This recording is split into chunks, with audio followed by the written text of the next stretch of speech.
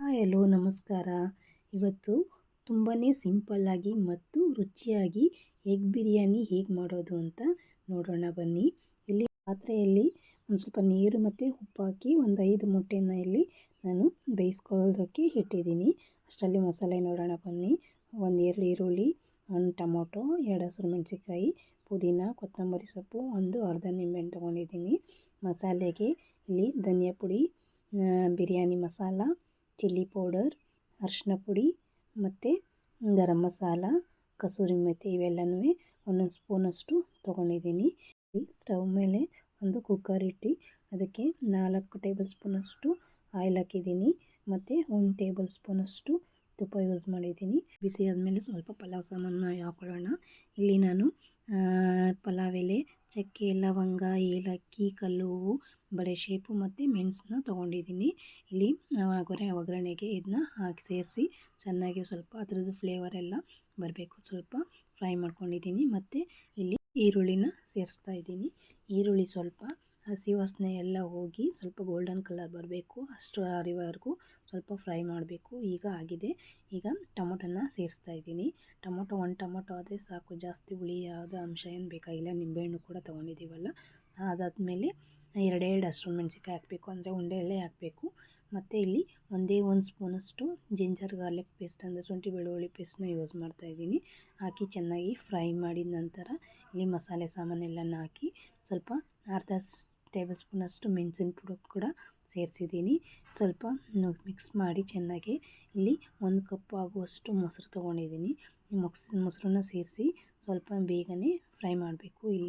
ಇಲ್ಲಾಂದರೆ ಒಡೆದಂಗೆ ಆಗುತ್ತೆ ಮೊಸರು. ಸ್ವಲ್ಪ ಈ ಥರ ಮಿಕ್ಸ್ ಮಾಡಿ ಮಸಾಲೆದು ಹಸಿ ವಾಸನೆವರೆಗೂ ಕೂಡ ಸ್ವಲ್ಪ ಇಲ್ಲಿ ಫ್ರೈ ಮಾಡಿಕೊಂಡು, ಇಲ್ಲಿ ಎಣ್ಣೆ ಕೂಡ ಮೇಲೆ ಬರುತ್ತೆ ಮಸಾಲೆಯಿಂದ ಮೇಲೆ, ಅಲ್ಲಿವರೆಗೂ ಸ್ವಲ್ಪ ಬೇಯಲಿಕ್ಕೆ ಇಡಬೇಕು. ನಂತರ ಇಲ್ಲಿ ನಾನು 1.5 ಲೋಟದಷ್ಟು ಅಕ್ಕಿ ತೊಗೊಂಡಿದ್ದೀನಿ.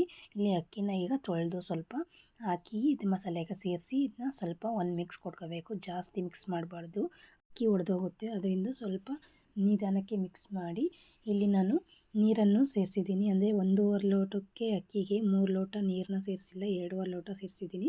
ಸ್ವಲ್ಪ ಉದುರಾಗಿ ಬರಲಿ ರೈಸು ಅಂತ ಹೇಳಿ.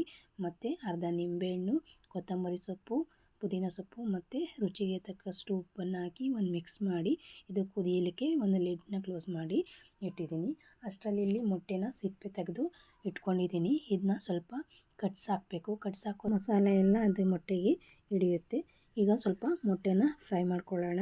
ಇಲ್ಲಿ ಒಂದು ಪ್ಯಾನ್ಗೆ 1 ಸ್ಪೂನಷ್ಟು ಆಯಿಲು, ಅರಿಶಿನ ಪುಡಿ ಮತ್ತು 1/4 ಟೇಬಲ್ ಸ್ಪೂನಷ್ಟು ಚಿಲ್ಲಿ ಪೌಡ್ರು, 1 ಚಿಟಿಕೆ ಉಪ್ಪನ್ನು ಸೇರಿಸಿ ಮಿಕ್ಸ್ ಮಾಡಿ ಇಲ್ಲಿ ಮೊಟ್ಟೆಗಳನ್ನ ಇದಕ್ಕೆ ಸೇರಿಸಿ ಸ್ವಲ್ಪ ಫ್ರೈ ಮಾಡ್ತಾಯಿದ್ದೀನಿ.